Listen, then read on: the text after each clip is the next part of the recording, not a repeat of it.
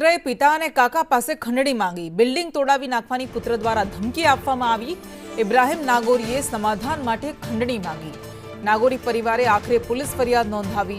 બે ફ્લેટ અથવા તેની કિંમત જેટલા પૈસા માંગવામાં આવ્યા હતા। પુત્રએ જ સુરત મ્યુનિસિપલ કોર્પોરેશનમાં આરટીઆઈ કરી હતી। બાંધકામનો નકશો મેળવ્યા બાદ અરજી કરવા લાગ્યો। પુત્ર ઇબ્રાહિમ સામે આખરે પોલીસ ફરિયાદ કરવામાં આવી છે। લાલગેટ પોલીસે આ મામલે વધુ તપાસ હાથ ધરી છે। વધુ વિગત સાથે સંવાદદાતા આઝમ સાલે જોડાઈ ગયા છે। આઝમ, પુત્રે જ પિતા અને કાકાને ધમકી આપી હતી, ખંડણી માંગી હતી, શું હતો આખો મામલો?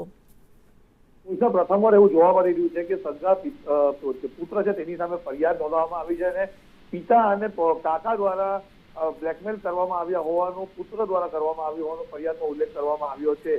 વાત છે આરટીઆઈ કરીને લોકોને બ્લેકમેલ કરવાની ઘટનાની, જેમાં રામપુરામાં 90 વર્ષે સગા પિતા અને 80 વર્ષે સગા કાકાએ હાથ ધરેલા ભયાનક પ્રોજેક્ટમાં પુત્રએ મહાનગરપાલિકામાં અરજી કરી હતી અને તેની તોડી નખાવાની ધમકી આપી। બે ફ્લેટ અથવા તો તેની બજાર કિંમત જેટલા રૂપિયાની ખંડણી માંગતા મામલો પોલીસ મથકે પહોંચ્યો છે અને હાલ લાલગેટ પોલીસે વધુ તપાસ હાથ ધરી છે।